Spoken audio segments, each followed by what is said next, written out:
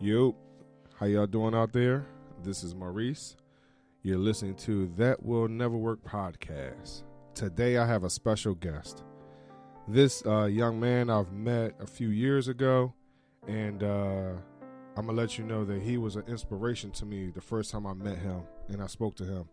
I told him up front that I was not sure about which way I had wanted to go in the film acting industry. And he said, you know what, Reese, just get it done. Just do it. And from that point on, we built a bond. We had opportunities to do some films together, some short films together. We've acted together, and we've done some other developmental things together. I've helped out his youth foundation, and what else have we done, man? But So much. Well, I want to introduce to some of y'all and present to others my brother, Mr. Aaron Mathis. Hey, man, I appreciate it, man. Appreciate you for having me on the show, brother. No problem, man. One of the things I did forget, man, that we had, one of the things we did have was our own radio show at one time. Yes, we did. So we have done a lot in this multimedia lane. Man, we done went from skits to classroom working together to films, to radio. And I can only imagine what's coming up in the next year or so. Yeah, right. It's a lot brewing. Right. We always got something that is always in the midst. Right. As an entrepreneur, as you well know, and we want to let our listeners know that you always have to reinvent yourself. Absolutely. You can't always have that one lane. Absolutely. And you always want to stay up with the times, and just up with the people too, because everything changes. Everything becomes a fad. Everything leaves, comes and goes. And right. I feel like as entrepreneurs and artists, we also have to stay on top and maintain that. Right. And as we reevaluate ourselves in our work, recreation is definitely essential. Right. Definitely essential. Doing what I've done from the last 9-10 years, I look back at my old stuff like, gee whiz, it came a long way. Right. Right. Yeah, the whole mind frame just changed up, So talking about that, those 9-10 years, how did you even get started, man? Oh, man. So, all right. So, I'm going to take it back even farther than that a little bit. Oh, wow. Okay. Back to Beantown in Boston, my college stomping grounds. Okay. So I was in Boston for 10 years. All right. The last couple years or so, 3 years, I was there from 2000 to 2010. I came home. Okay. 2008, I really started getting into like film because I had a camera. Okay. And I had all these ideas brewing, but it was just the group and the friends I was with, my associates I'm not going to say I wasn't getting the love, but nothing was getting done. Okay. You know what I mean? You know how that can be. Right.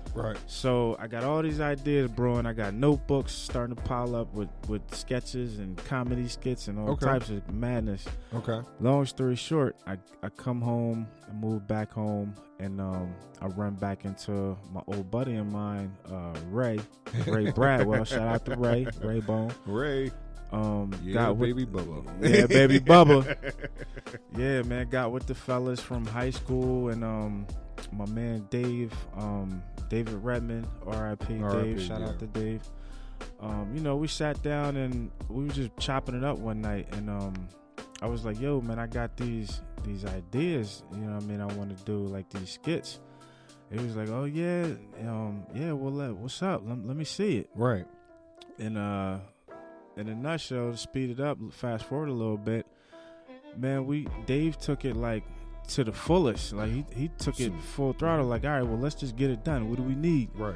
So I'm like, all right, cool. So I was kind of baffled. So I'm like, all right, so you definitely gonna need a computer. He's like, yeah, I got that. Wow. So I'm saying, yeah, I mean, all right, we're gonna need the cameras. He's like, all right, well, I got that too. When we gonna get it done? I'm like, all right, well, yeah, man, let's get it done. Yeah, let's do it now. So we started meeting every Wednesday, like until like 3 a.m. Okay. And you know, me, him, Dave, myself, Ray, and another friend of mine, Robert Beverly.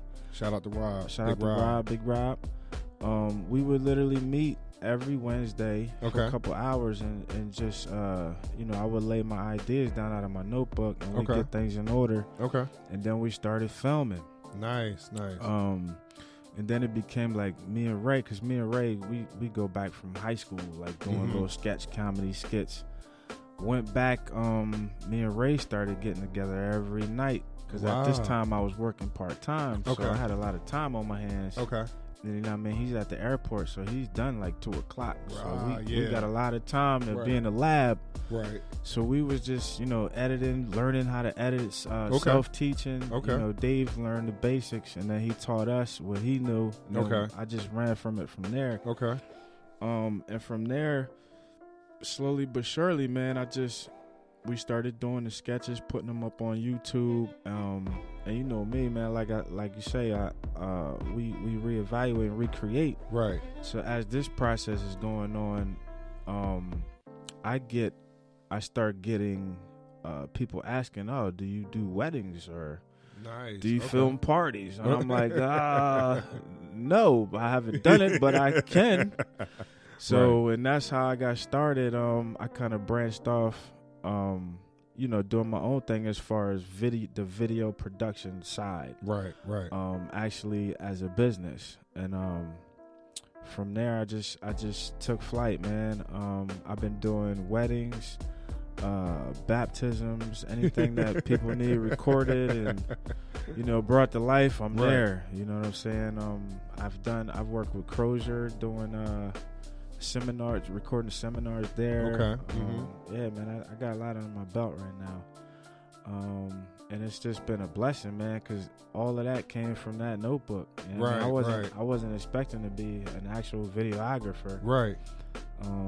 You know what I mean? And so I just kept self-teaching. I kept learning, because I didn't go to school for any of this. What did you go to school for? I went to school for graphic design. Because my God gift trade is an artist. I'm a fine artist. So my teachers in high school was like, well, you shouldn't go to school for, you know, for fine arts. You should go for, you know, graphic design, so you learn the computers too. And I'm like, that's a good idea. Learn both weapons. So I went for graphic design, got my degree in that, graduated 2007. Took me a little longer. I got into some trouble being a knucklehead, being young and dumb. But yeah, and that's how I got started into this film. And now I'm doing everything from short films to still doing the skits. You know, I got my still working with the late night snack, but that's a visual now. And yeah, man, just keeping it pressing. So what do you think as a young film director or casting director or those that, you know, they still have their ideas in their notebook? What kind of advice would you give them? Find yourself a room and a cast with, if not smarter people than you, or more organized people than you, and just get it done. Find what resources you have, because a lot of people get this misconception that you got to have this, you know, $3,000 camera and $2,000 worth of lights. Just start off with what you have. Use your resources. Get in these film festivals and just start working your way up. And the money will eventually make itself when you start getting aggressive at it. You just got to stay persistent and use what you have. Yeah, I think what happens, sometimes people are not really encouraged to follow whatever their dream might be in their notebook. Mm-hmm. You know, whether it's writing a book, like you said, whether it's art, whether it's cartooning, you know, whatever it might be. I think sometimes people don't follow their book. Yeah. You know, and some people, because of not having that motivation, they sometimes I think they lose track that, hey, this is my God-given talent. Right. And because there's no one there to really help support it, to nurture it, things like that, I think sometimes we lose it. Yeah. You know, and that's where we think that that'll never work, you know, mentality. Yeah. You know, because we don't have that support. And another thing, even before the notebook process, it's a lot of people out there. Like, I know a lot of brothers that have a lot of ideas, right? And they will talk it, but they won't write it down. I'm like, dude, just get a book and just write it down. Right. I don't care if it's chicken scratch, as long as you can read it, right? Or do some stick figures, just write it down. You know what I mean? Because you're gonna forget. Because I do it myself. I mean, if I was to write down everything that I think of every day, I'd probably run out of paper. Yeah. But I try to write it, the majority of it down. Right. 85%, 90% I write down. Right. And that's, you know, that's just the start of it. And it's a shame to say, like, it won't work because, first off, you done forgot about it. Right. Or it's not exactly how you thought of it originally. Exactly. And now there's a little tweak in it that's like, whoa, wait a minute, where did that come from? Right. Exactly. You know, and I think also we get discouraged, and even though we write it down, we might talk to someone, and now they're motivating us to it, but I think that there's a part where our self-doubt starts to really creep in. Yeah. You know, and again, no matter for some people that I've come across, no matter how much support they may have had, because they doubting themselves so much, and they were like, yo, I've never done this before. Well, no, that's a good thing then. Yeah. You have to grow. You have to stretch yourself. Right. You know, so like you said, if you and Ray were already doing stuff in high school, you would have never imagined 20 years later that you'd be in this boat. Right. Yeah, exactly. You know, so y'all were probably doing it for fun, for kicks, for girls, whatever it might have been.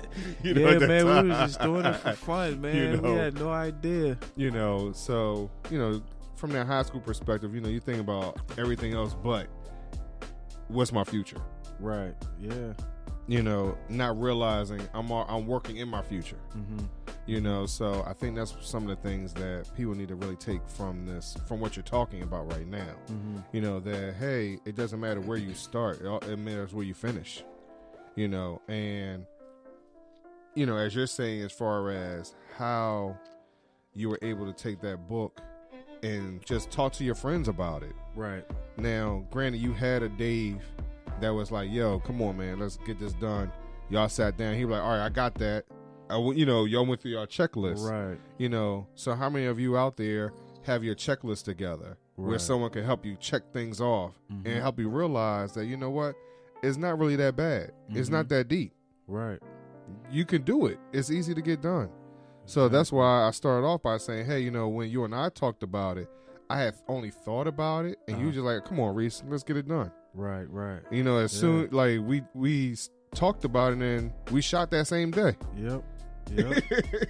You know, I remember you. I think I first met you at an art show. You came to a little screening I had at the fellowship at the church. No, that wasn't the first time. The first time was when my neighbor introduced us. Oh yeah, that's right. Yeah, shout out to Arnold. Right. Yeah, You know, right. Got you. You know, because y'all was about to shoot at his crib, and he was like, "Yo, Reese, I want you to meet somebody." So we met. And you was about to shoot, so I was there with y'all shooting. Yes, that was the Uncle Dennis shoot. Right. Got you. You know, so you're right. You know, so that's what I mean by if you put yourself in the right position and you open up your mouth, you never know what's going to happen. Exactly. You don't know what opportunities are going to help you get over that hump. Listen, the first time when I did my first official short film, which was called David's Way. I had a screening up Philly at University of the Arts. Okay. Man, I was so nervous, bro. Like I didn't know what to expect. Like they had red carpets out, and you know what I mean. They taking pictures, and people checking in. I'm like, wow. And it was just so amazing. And then afterwards, they were asking me like, well, you know, who'd you use for your color, filters, and what kind of? I was like, I did all this myself, man. Right. It was like I just used what I had. And they looking at me like, what? Yeah. And so from there, of course, they gave me, you know, pointers of, you know, how to make my work better and so forth and so on. So, yeah, it was definitely a huge learning experience and learning curve for me. It pushed me to make me want to make more films. Right. So right now, at what point in time did it, or how long did it take for you to go from a hobby to an actual business?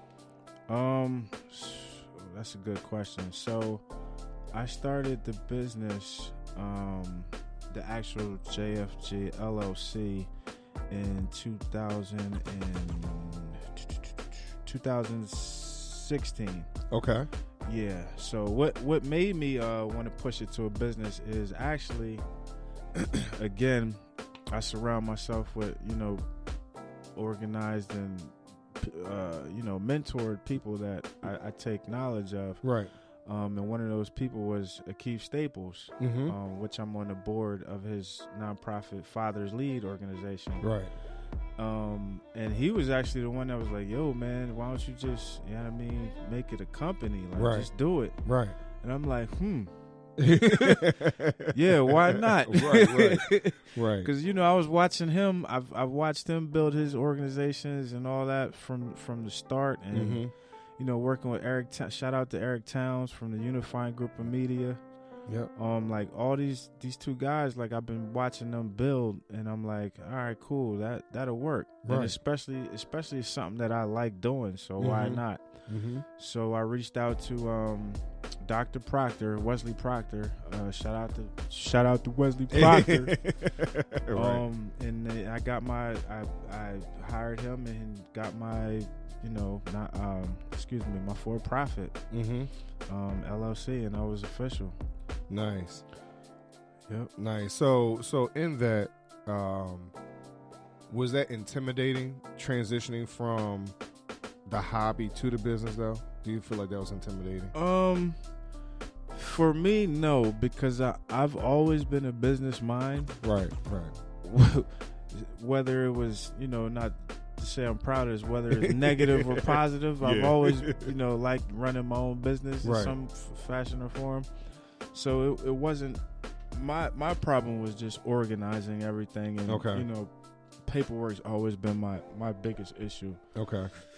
So my wife, Ashley, shout out to Ashley. she basically handles my paperwork. Okay. I understand that. And I do the creating and the production. Yeah, so it works out. Now, do you foresee you having any offshoots of JFG LLC in the future? Like baby, you know, JFG, you know, with your kids or anything like that? And the reason I'm asking, because I know I get a lot of questions about, hey, I have my own company, right? But my kids kind of want to do their own thing. You know, what's your thoughts? I mean, yeah, so I'm always open to branching off and you know, expanding things. I'm actually in the midst of creating JFG Entertainment. Which will be, you know, and it'll be totally different, but at the same time, it has its own entity. Right. And you know, my kids, man, we got so much going on as far as the for-profit businesses and the non-profit businesses. Right. I'm sure they'll find something to branch off and, you know, and still be under the umbrella. Right. So, now for question. For those persons that are out there that are interested in becoming a producer in short films and TV and things like that, Do you think that there's a time frame as far as getting a shoot done to production and putting it out there? Do you think there's a time frame? What do you mean? Just to get it out and be completely done? Yeah. So from writing down the script to getting it done and putting it out there so everybody can actually see it. Do you think there's a time frame? So that's a good question. I do think it should be a time frame, most definitely, because you never want to wait too long to put something out, because ideas and films are coming out every minute, right? And you definitely want to have yours out to be first, but you also want to give yourself time enough to promote and market it. So you have that buzz going already. So when it comes out, people are already anticipating, like, oh yeah, that was the joint you was talking. He was working on it. Like, yeah, it's coming out. It's coming out such and such. It's coming out in May. Like Delco Drive, the film I'm working on now. I had originally planned for that to come out this December. That did not happen. Still in post-production, but again, it's harder. It's hard working on a non-professional platform, I would say, because you're working with people that's not in the industry, so it's you got to work off of people's real life schedules and time, so it's kind of tough. But as far as production-wise, post-production, it's definitely got to be a time limit.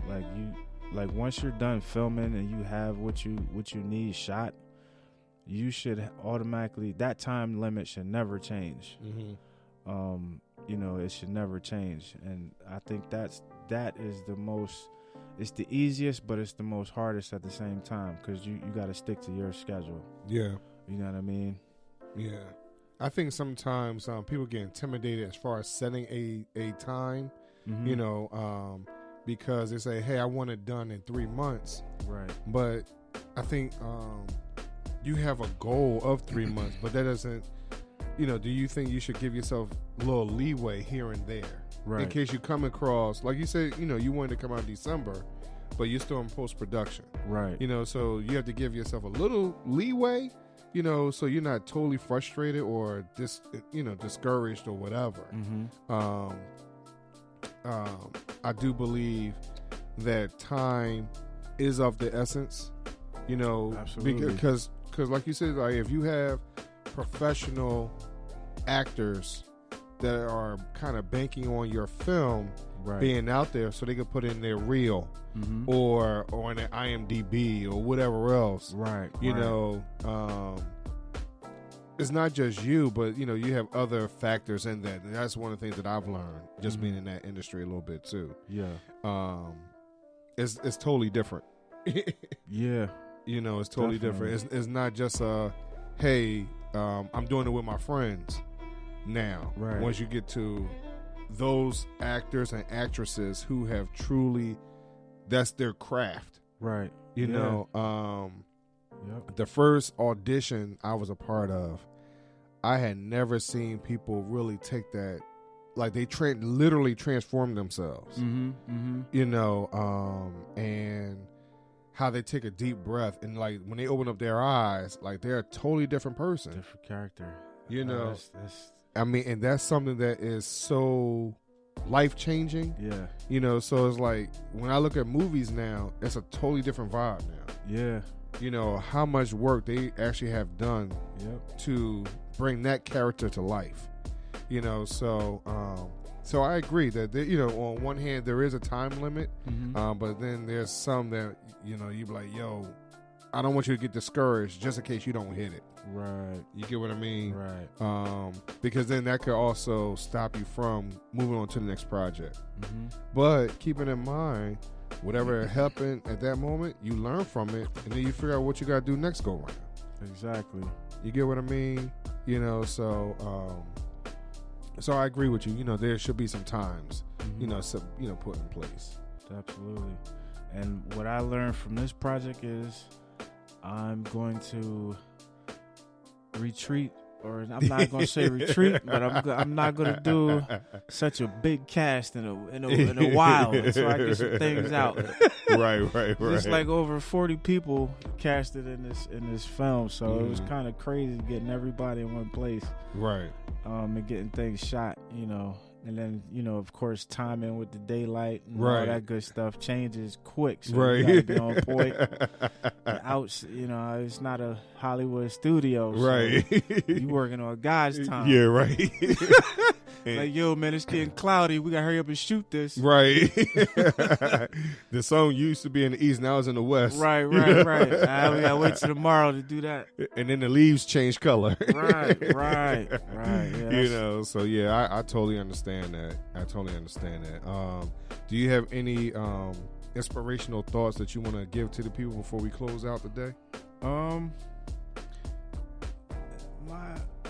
Just like I said, man, if just stick with a good support, write your ideas down, and always have some type of form of mentor that you can get guidance from. Right. If it's nobody there's the internet, there's YouTube, self-teach. Yeah. Right. It's all self-knowledge. Like I said before, I didn't go to school for any of this. I learned all this on my own. I did the research on my own, and I just studied and, made it happen. Now, how about, do you want to put anything out there as far as what channels you're on and social media and things like that? You can find my trailers and my shows all on JFG TV on YouTube. My website is under construction right now, but you can definitely check those out on YouTube. My late night snack show is on Facebook. You can look that up. Follow the late night snack show. That's about it right now. Okay. All right. Well, my brother, we appreciate you coming out to That Will Never Work podcast. I appreciate you. I just want y'all to make sure that y'all follow my brother Aaron Mathis on all the platforms he just mentioned, and you'll see all his stuff in the advertisement for this particular show. That's right. All right, y'all. Thank y'all very much, and I'll talk to y'all soon. Peace. Peace.